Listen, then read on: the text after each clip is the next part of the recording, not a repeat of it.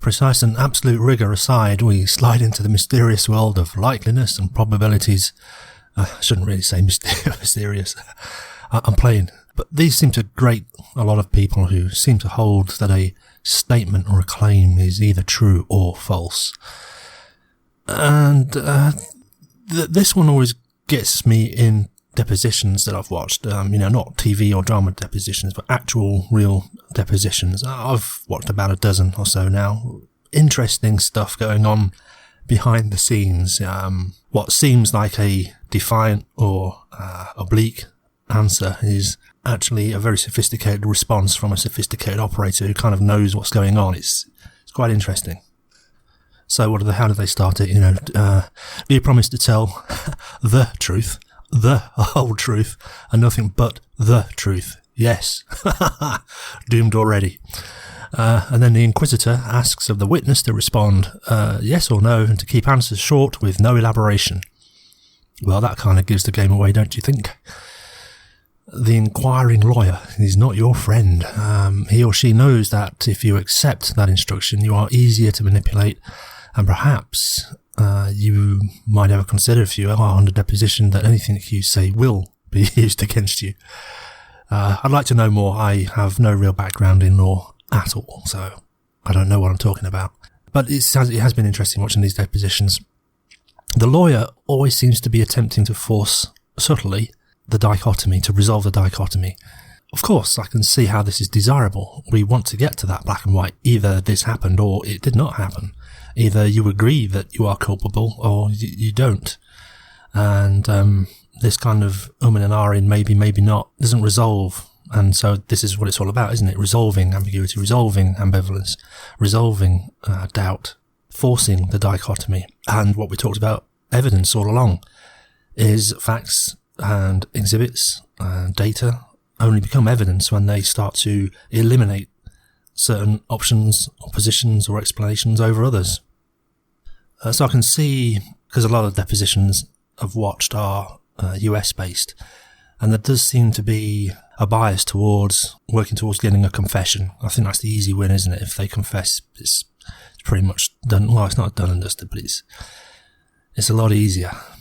So yeah, of course I can see how that's a desirable goal for any prosecuting team. Yeah, as I say, turning that wide gamut of likeliness or probability into a hard yes or a hard no, removing one option or explanation that leads to a conclusion, logically building evidence along the way. But the savvy witness can be as elusive and devious, where the lawyer asks vague questions. Is this you in the photograph? No. I mean, it can't be, because I'm sat here in a chair and it seems to be a property of the universe that the same object can't be in different places at the same time.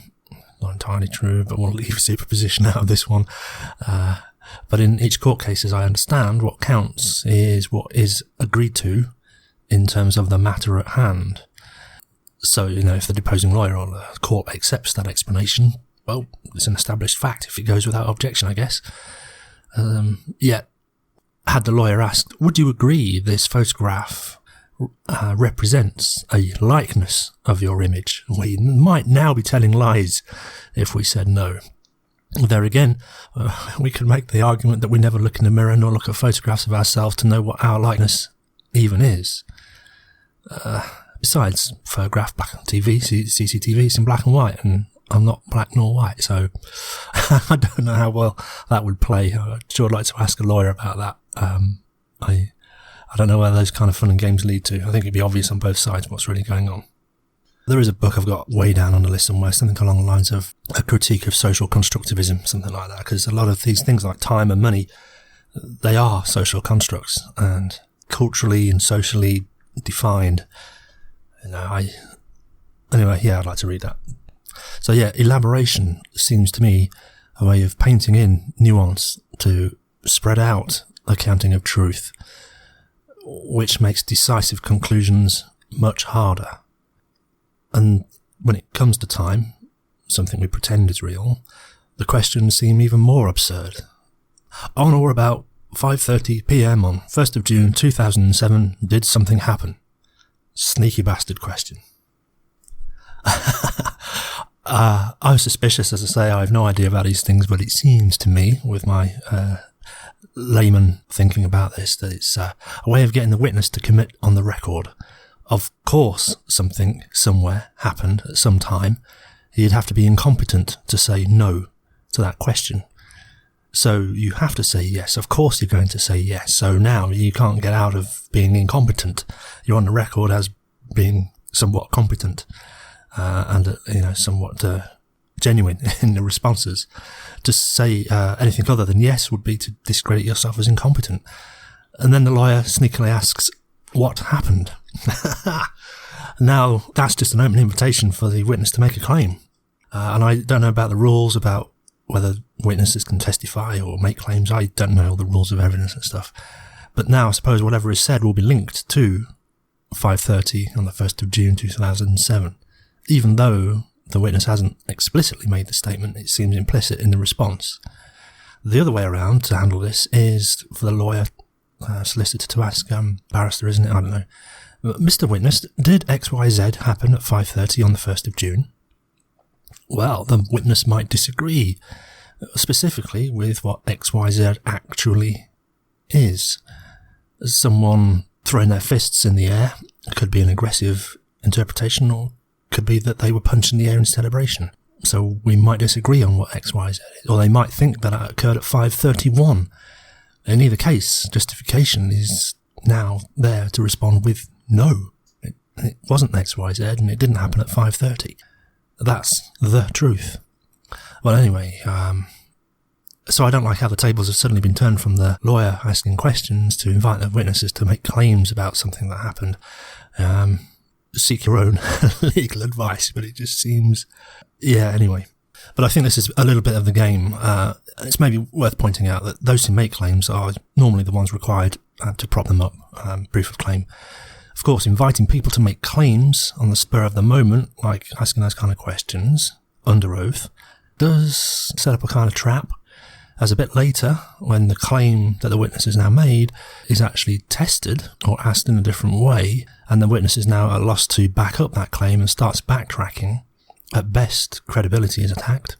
At worst, the court loses its sense of humour and generally doesn't receive perjury too well. They were either lying before or they're lying now if they can't back up a claim or start backtracking a claim that they made under oath earlier. Either way, there's an inconsistency now, and I don't think judges are too flexible on that kind of thing. So I don't know how well we'd get on in a court responding to the question, did something happen, with probably. Or perhaps, well, it's safe to say that nothing didn't happen. I don't know. You might be skirting with contempt there, I don't know. I don't know whether you'd be treated as hostile and then lawyers can get away with asking all sorts of leading questions and then you really have to be on your guard. So the kind of point I'm making here is probabilities, something maybe happened or nothing didn't happen. What's the best way to express it? How do we resolve that to certainty?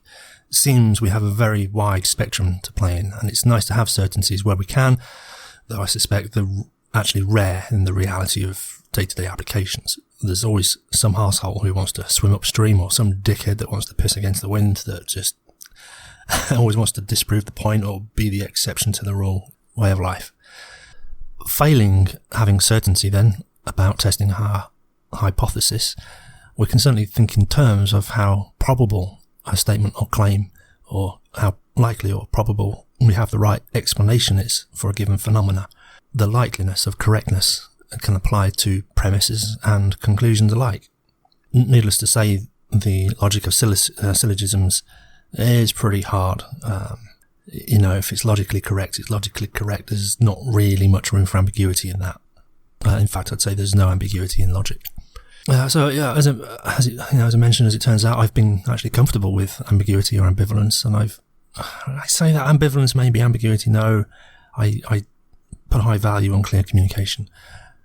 I've noticed not so many people do, and not so many people are actually comfortable with ambivalence. They always want that black and white solution. They always want a yes or no, and I can understand why, because it's, if you have to hold the possibility of truth and falsity in your mind at the same time, or you don't know which is true, or there could be both that's true and you don't know which, it requires a dual set of arguments for each, a dual set of doubt for each, and due consideration of two sets of opposing views possibly. It takes more mental space, more cognition, and a wider view about things.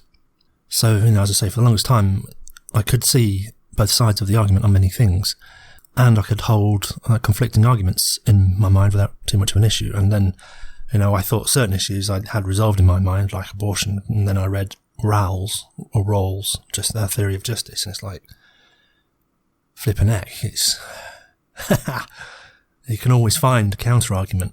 There's always an exception. There's always a moral dilemma at the bottom of it all. It's just a question of how deep are you prepared to go. So it's only very much later in life that I realised those who were firmly on one side of a particular argument, turned out, it's because they were ignorant of the other side. That's one reason. And to them it was irrational that I wouldn't get off the fence, or it was irrational to hold two opposing possibilities in the mind at once. I still haven't figured out as to whether this is people wanting to anchor their conclusion to a single premise and don't want to see counter arguments because it just makes life complicated, and it uproots their entire value system if they have to start thinking about these things, or that this being in a state of uncertainty is intolerable to them. I think that's a lot of the case.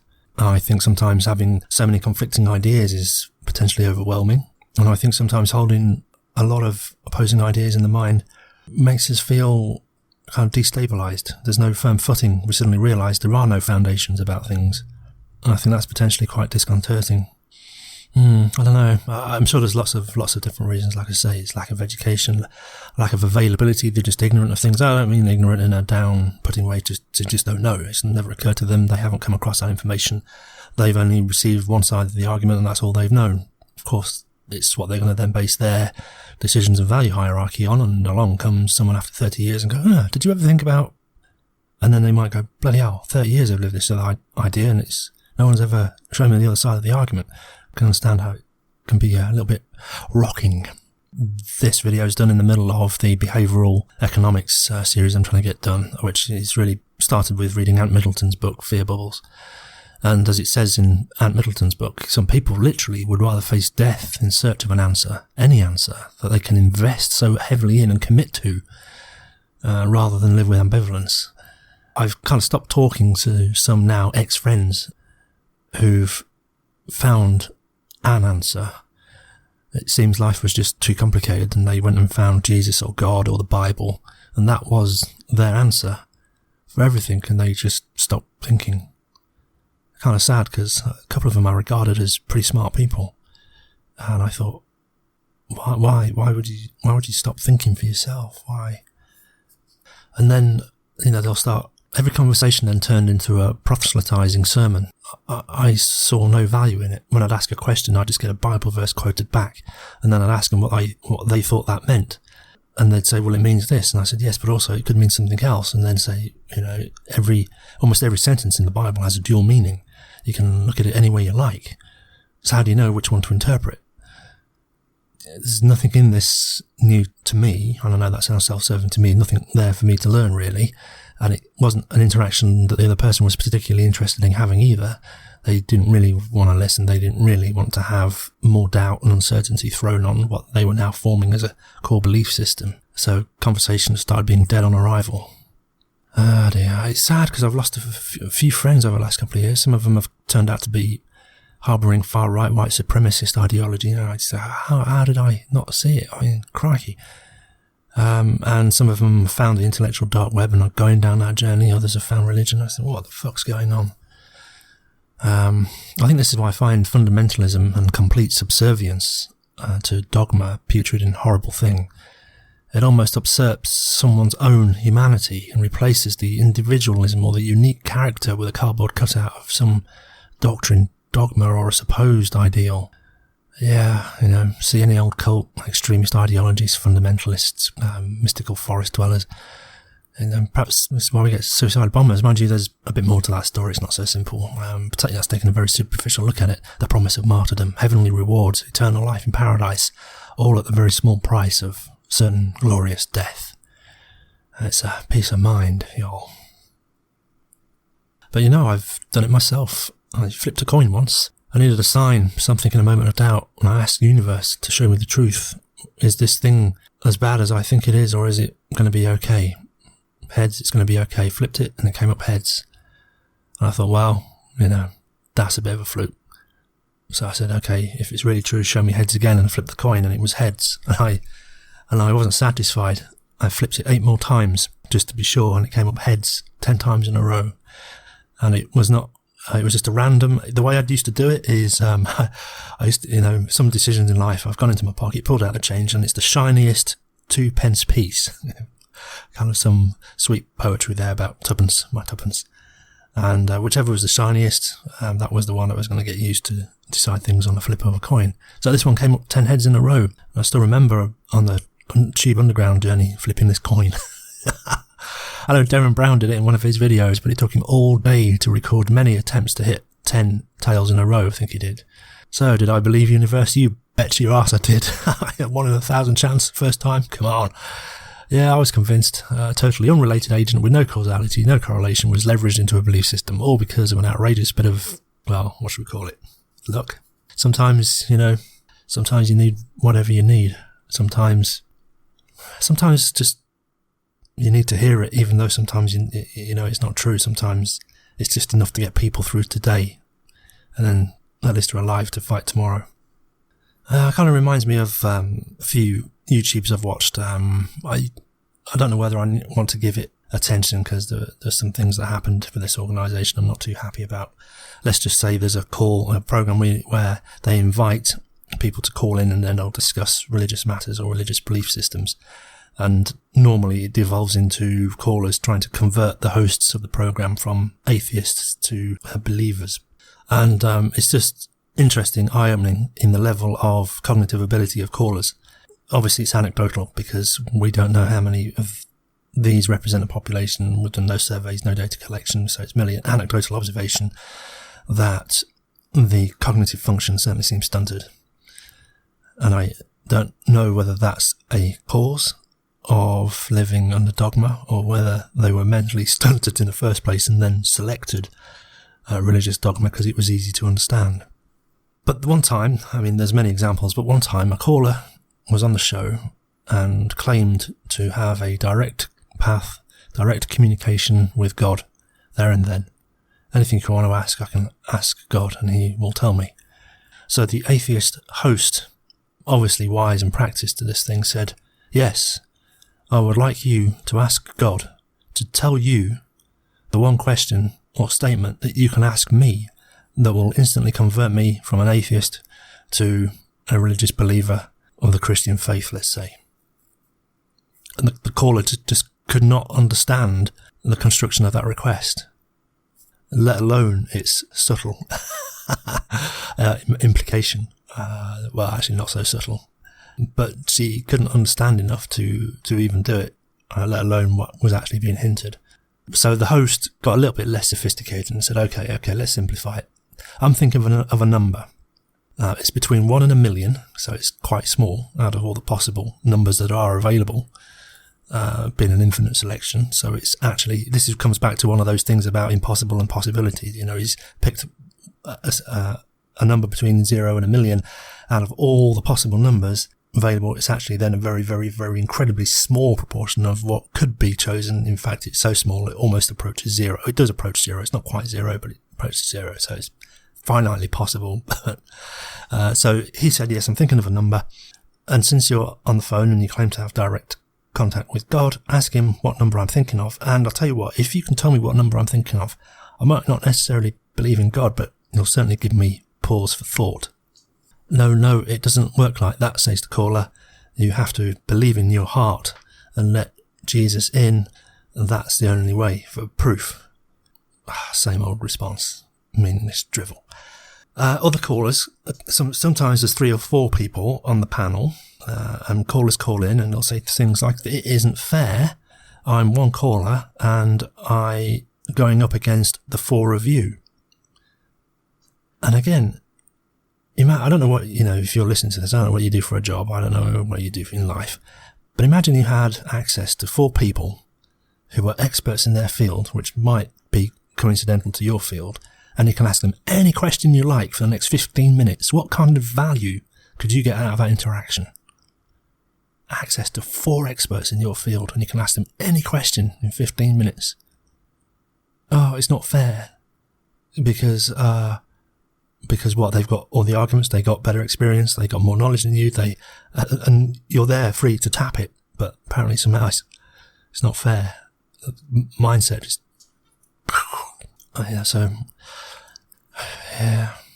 it's not fair that I can't convince you because my arguments are so weak.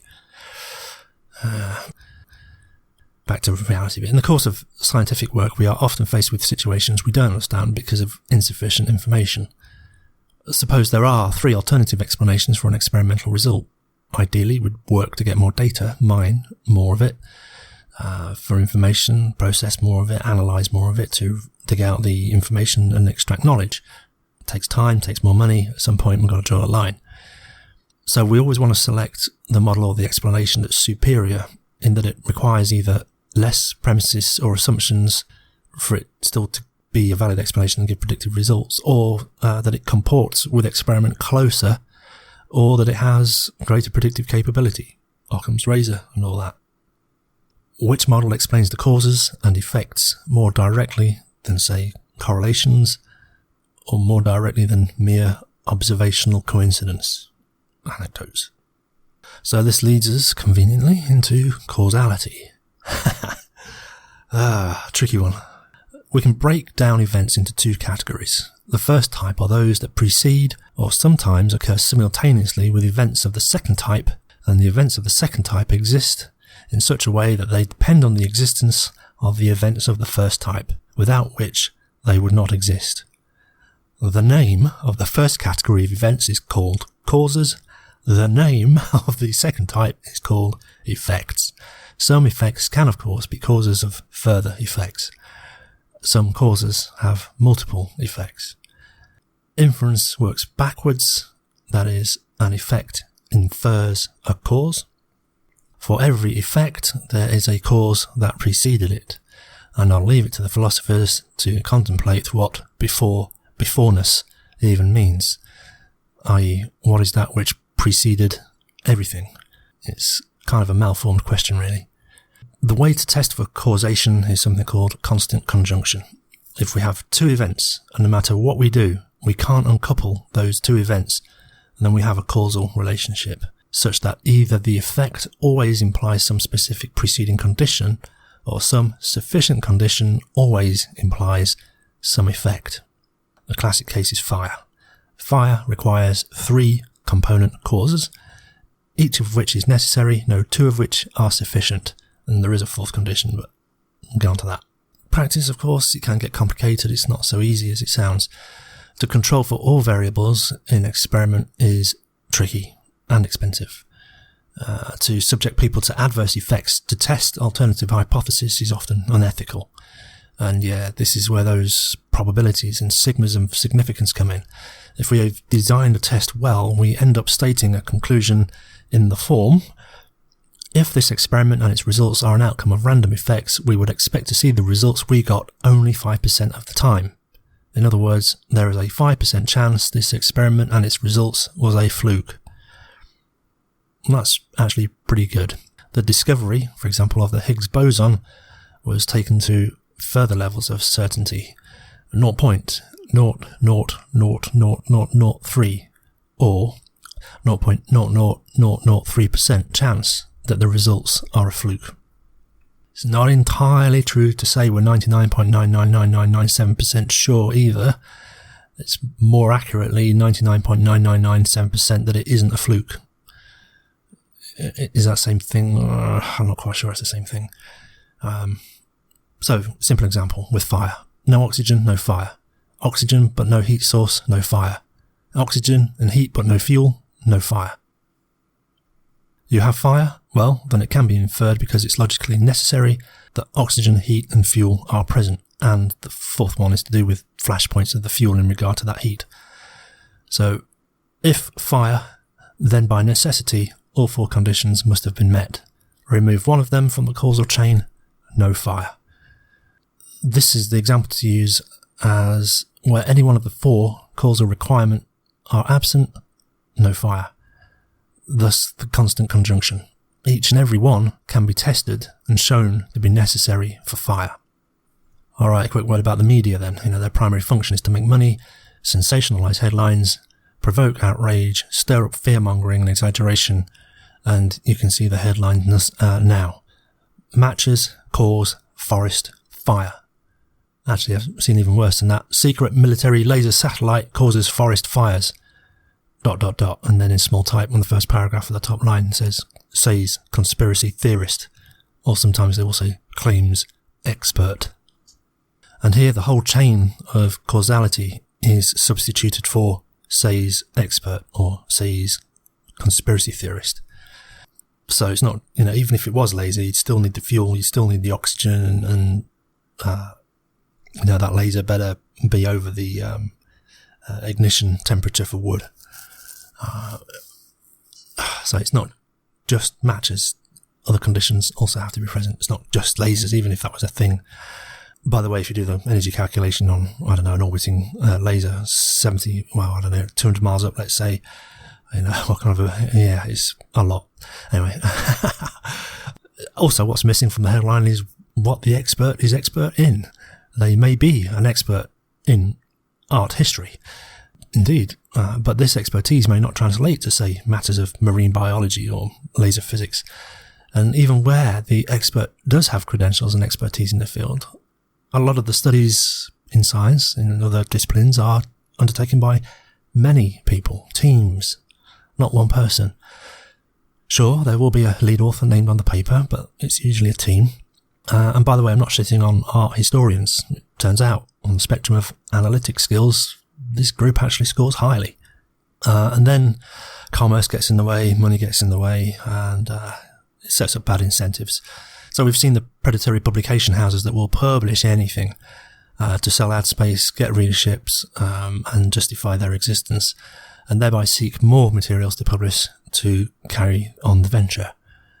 Worse than this, people looking for a boost in credibility will pay sometimes substantial fees to get into these publications.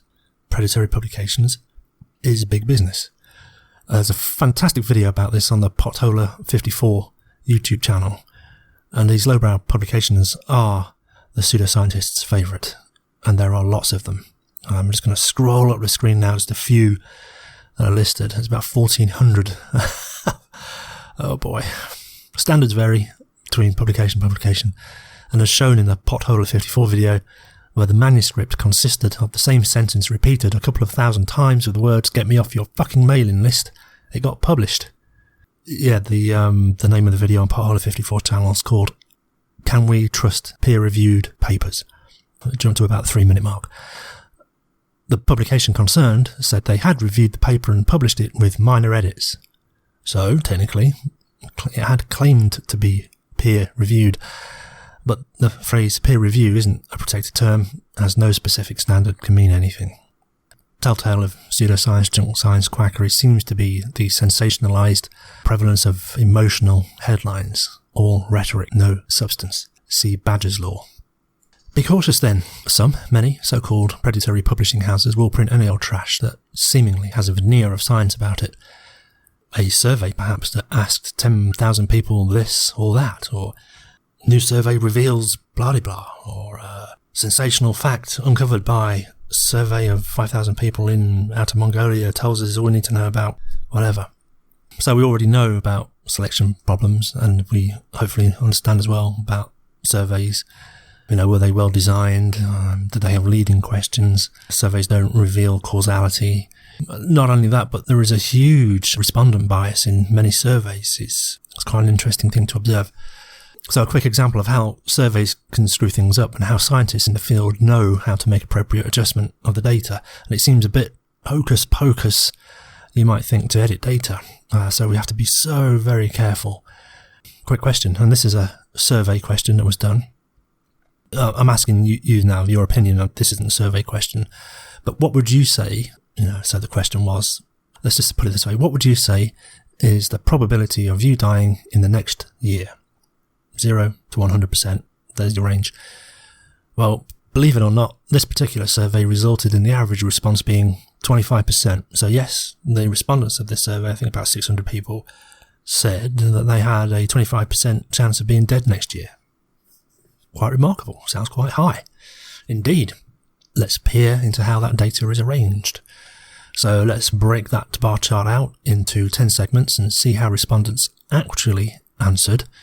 So we're going to count the number of respondents that replied 10% or less, 20% down to 10%, between the ranges of 20 and 30, 30 and 40, and so on, so on, so on. Every 10%, we're going to split out into its own bar.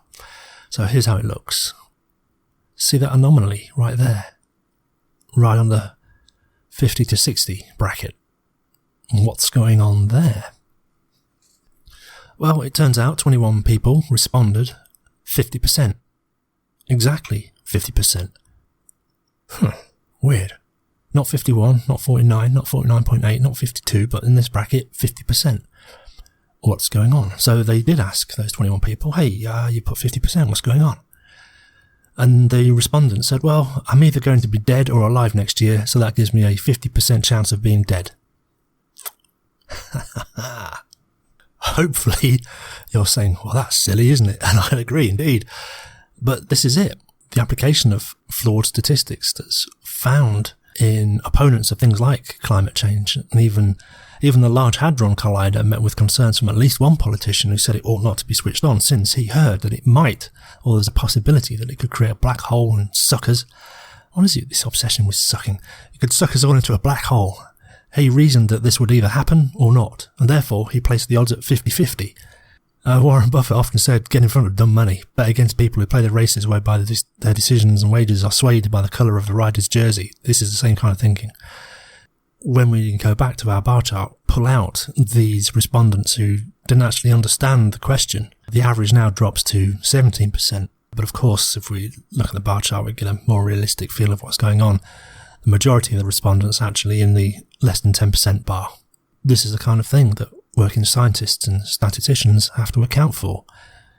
They recognise and understand these little quirks, whereas it may just not occur to the laity. So as we said, surveys do not provide information about cause. We don't get causality analysis from surveys. What's required for cause is empirical evidence. So again, go back to the fire example. Imagine then a survey asking 1,000 people who experienced a house fire what, in their opinion, caused the fire. Well, if we didn't know about the 4 necessary conditions for fire, we might see recurring themes in the survey. Left a pan of oil on the heat unattended. Left a candle unattended in a room with lace curtains nearby. Left a paperweight on a wooden windowsill during a hot sunny day. Then we might design experiments to actually find out how hot that oil has to be. Flash points of fuel, ignition, temperature of lace curtains. And then we'd start to notice that heat and fuel and air are required and necessary. And from this, general fire prevention strategies can be generalised. To prevent fire, keep heat sources away from fuel in oxygen-rich environments. So this advice creates a requirement now for a thought process and for people to be cognizant of the risks. I.e. they need to at least have some level of vigilance when placing fuel sources and heat sources in close proximity in an oxygen-rich environment. As I've been learning about risk, it just doesn't cross people's minds. They are, to some extent, ignorant of causal chains, to some extent ignorant of risk. They don't see a candle as a fuel cell. People get distracted in the kitchen. People fall asleep while smoking in bed. We push our luck with faulty electrical equipment and defunct batteries.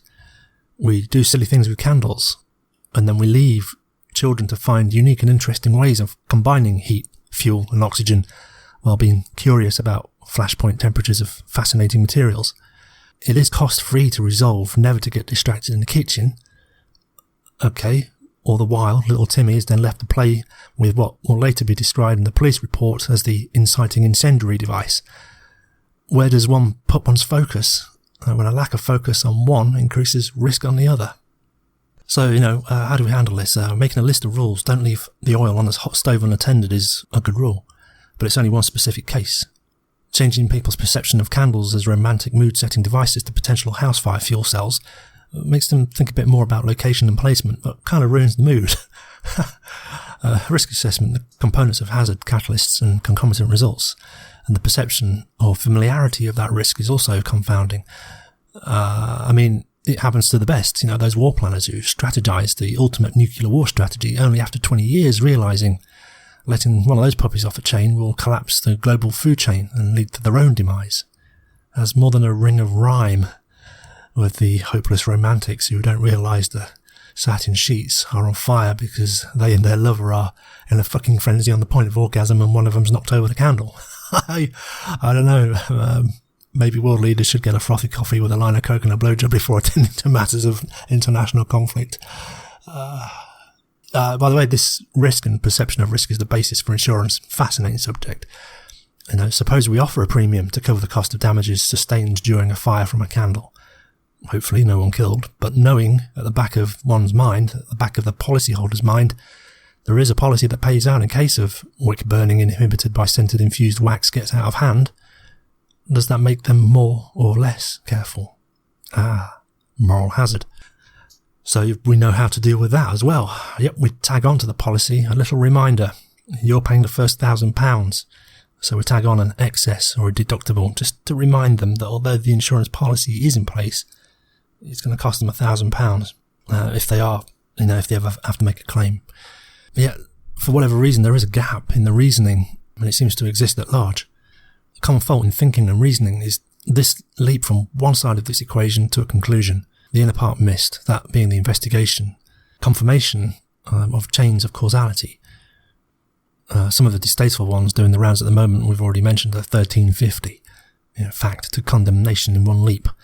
And I have to wonder about this kind of thought process. There's apparently no intent of investigation, no desire for understanding, no pause for asking intermediary questions. Seems to conclude a blame or seeks an assertion, that's the way it is. Which is the kind of same way of saying, I'm happy with this as it is. It confirms the conclusion I want. And it's cheap too. If you can persuade people to your cause on an emotional pleading or rhetoric that has the veneer of substance. Pseudoscience. So I might be generous and claim this is willful ignorance, or I might say this is failure in thinking and it's profligate, especially in the news media, blogs and punditry. Sports punditry seems to be especially guilty of this crime, but the consequences in sports are trivial. However, when it comes to foreign diplomacy and inclusivity policy, it's disastrous. Speaking of sports, by the way, have you noticed that since the COVID thing, the stadiums, otherwise containing 40,000 spectators on a weekend game, are empty, yet the audio on the television has all the cheers, groans and oohs and ahs of a full stadium? It seems odd. Another veneer pulled back. And I wonder now how many other games of the past has this trick been pulled on us? Is it all a lie? Was the cheers and oohs and ahs always added? Live? Was it piped? Was it simulated? Or was it the real sound of the crowd? I don't know now. And I wonder if you'd believe me when I tell you that I've been reading about artificial intelligence projects that watch sports programs like tennis and football and analyse what's going on and attempt to give the auditory ambience of what a crowd that would be present would have done. Boos and cheers and intensity of claps are being artificially manufactured to fit with the situation so that we get the same ambience. What's going on? This kind of gap in thinking, I've seen it in politicians, who I don't know whether they're trying to disingenuously reach a conclusion, but some of it seems absolutely pig ignorant, and some of it seems almost to the cognitive abilities of a 6 or 7 year old. And I make no joke. I remember coming across this kind of thinking in primary school, and I couldn't understand it then. I certainly don't understand it now, especially in grown adults. So the first example I remember is when I was about 6 or 7 years old. It was winter, and another child in the class wanted to get the jump on the next snowball fight after lesson. So he brought into the classroom a snowball that he hid in a closet where we hung our outdoor coats. After an hour and a half or whatever it was time for playtime. And I happened to be first in line in the closet and commented that his snowball had completely melted. Since I was the first observer, I was accused of the crime of theft. He didn't understand that snow melts. I've been struggling all my life arguing with people of this level of thinking. I looked at him and them in stunned silence. It's impossible to be this stupid. Somehow my coincidence upon the scene figured in their reckoning of the chain of events, though how I don't know. And again, I suspect this is an attempt to create a debt which can be called upon. More on that when we get into things like politeness theory. You caused me a loss, therefore you're in my debt and you now need to do some act of recompense. Only today I saw a video on Twitter. It could be a Poe. It's hard to tell, where the poster, based in the United States, was lamenting that the current protests in America are illegitimate because they don't address the slavery happening in other countries, and that this was going on during Obama's presidency. Therefore, what's his point? And he was asking why we're not protesting Obama, because slavery happens in other countries. Grown man, it looked like in his 30s, I couldn't tell. Maybe he was being paid, disinfo agent, I don't know. Outrage again, get the eyeballs, say something stupid, people will comment on it. And when I realised that a cheap Twitter strategy was for influencers and small-time celebrities to deliberately misspell words so that everyone go, oh, look, she's an ignorant fool, she can't spell. And that obviously gets interaction on the tweet and it gets more eyeballs. Using ignorance to leverage commercial interests. And the fucking flat earthers, the same thing. Yeah, and there was another time again in winter, it seems to bring them out. It was a cold morning and the cars were having trouble getting started, and I happened to have, the engine starter spray. What do they call it? Easy Start or something, where you spray it into the air intake or into the carburettor. And I don't quite know how it works. I assume that the spray is either a high fuel or some kind of liquid that has either, what do we know about fire? It's either more fuel or it's enriched oxygen in some way, and it's certainly not heat, so that's not what it brings on. Though I don't know, maybe in some expansion way it creates heat in it, I don't know. But I know that you have to spray it in the carburettor for it to work. It has to go into the engine, into the cylinder head, where sparks are created that create the high ignition point for the fuel to catch fire, whilst oxygen or air is supplied via the valves or whatever it is. Guy standing next to me having trouble starting his car. I said, hey, would you like to try some of this? Yeah, great. Takes it and dumps half the can on the top of the engine block. He's just spraying it on metal.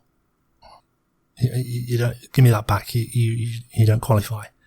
I'm going to punish you for your stupidity. You're going to have to find another way to get your car started. And there's another one I came across the other day. I couldn't believe it when I read it. Thermostats in houses. The knob you turn up when you want it warm and the knob you turn down when you want it cooler. It turns out that there's this belief that a way to heat the room faster, or is it more quickly? Might be more quickly. Anyway, whatever. To increase the rate at which a room is heated is to turn the thermostat full up, and that heats the room quicker. Bizarre to me. Why? How? No. No, it doesn't. The heating capacity of the system, whatever it is, gas-powered or electric, is constant. It works at capacity until the room is sensed to be at the temperature at which the thermostat is, which then turns the thermostat relay, which then cuts power to the heating device. I understand that there are sophisticated systems that might actually try to stop, I don't know what they call it, they have a dampening effect close to the temperature, so it stops wild oscillations and stops out of control weird feedback loops. Yeah, okay. But mostly no. I never really, it's just only bizarre to me.